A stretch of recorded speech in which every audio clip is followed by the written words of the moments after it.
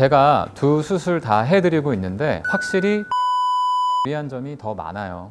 어떤 수술이 내 눈에 맞는 수술인지 모르겠다면 안과 의사가 직접 정리해 드리겠습니다.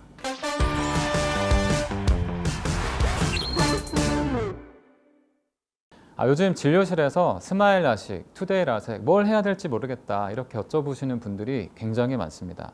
그래서 두 수술을 모두 해본 안과 의사 입장으로 어떤 분께 어떤 수술이 더 맞는지 정리해 드리겠습니다.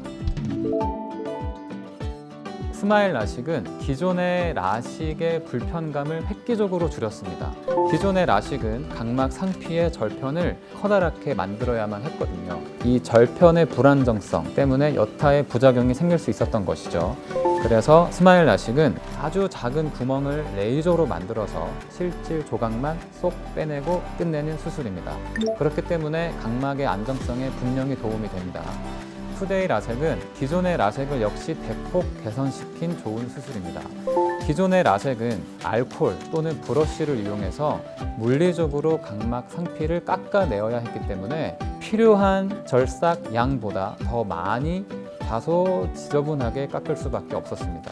하지만 투데이 라섹은 각막의 실질을 레이저로 조사할 때 한 번에 최소 면적으로 각막의 상피를 깎아낼 수가 있기 때문에 각막 상피의 경계도 깨끗해지고 손상이 적어지기 때문에 회복이 대폭 빨라지고 빗번짐이나 건조증 같은 것도 최소로 줄일 수가 있게 된 것이죠.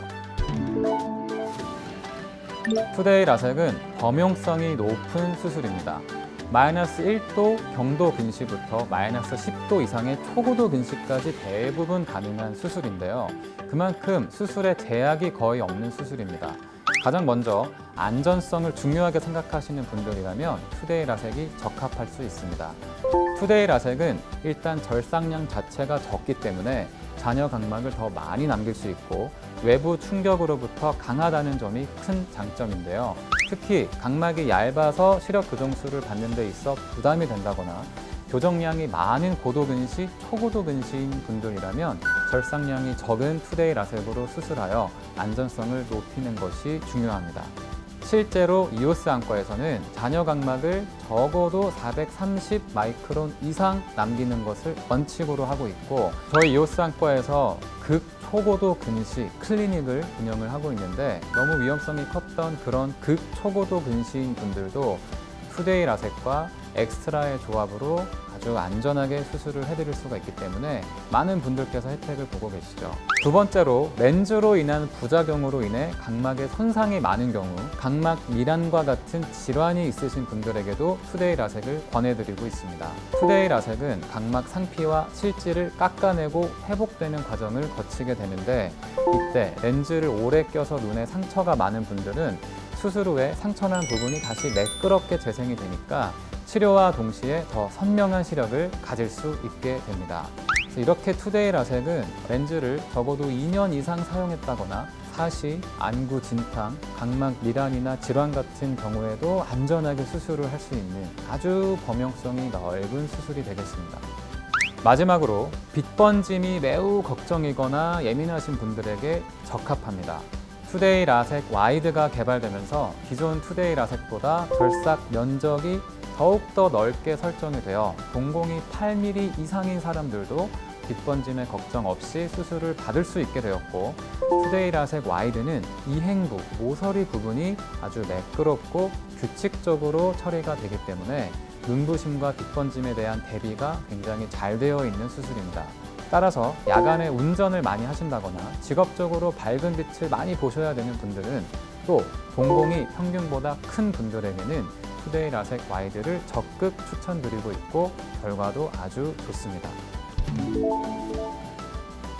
스마일 라식은 가능한 범위가 비교적 제한적인 편입니다. 막상 스마일 라식 검사를 받았는데 불가능한 경우도 종종 있고요. 첫 번째로 스마일 라식은 각막이 충분히 두꺼운 사람에게 추천드립니다. 라식과 스마일 라식은 각막의 중간 부분을 건드리는 수술이에요. 따라서 수술 후에 남게 되는 잔여 각막이 매우 적게 남을 수도 있기 때문에 각막이 충분히 남을 경우에만 시행을 해드리고 있습니다. 혹시라도 잔여 각막이 적을 경우에는 원추 각막, 즉 각막이 앞으로 뾰족하게 튀어나오는 부작용이 생길 수도 있기 때문에 절삭량이 많아도 잔여 각막이 충분히 남을 수 있는 520에서 530 마이크로미터 이상의 두꺼운 각막을 가진 분들께 스마일 라식을 권해드리고 싶습니다. 두 번째로 스마일 라식은 어두울 때 동공이 7mm 이하 좀 작은 사람들에게 추천을 드리고 싶습니다. 광학부, 즉 시력 교정을 위해 절삭하는 면적이 동공보다 넓어야 야간 눈부심이나 빛번짐을 예방할 수 있는데요. 스마일 라식의 경우 광학부를 6.5mm 이상 만드는 게 어렵기 때문에 동공이 클 경우에 야간에 눈부심이나 빛번짐이 생길 확률이 있습니다. 따라서 동공 크기가 평균이시거나 평균보다 큰 분들은 빛번짐에 취약할 수밖에 없겠죠. 이뿐만 아니라 기존 스마일 라식에는 사이드 컷이 있어서 이행부가 없기 때문에 빛번짐을 대비할 수 있는 방법이 부족한 편입니다. 기존 스마일 라식이 가지고 있던 빛번짐 문제를 해결하기 위해서 최근에 새롭게 개발된 아토스 레이저를 이용한 스마일 라식이 많이 사용되고 있는데요. 아토스 스마일 라식의 경우 기존 스마일 라식과 달리 사이드 컷이 없기 때문에 빛번짐이 많이 개선되었습니다.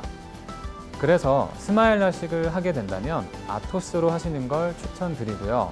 아토스 스마일 라식의 경우 사이드 컷이 없어서 수술이 더 어려워진 만큼 의사의 술기와 노하우가 매우 중요합니다.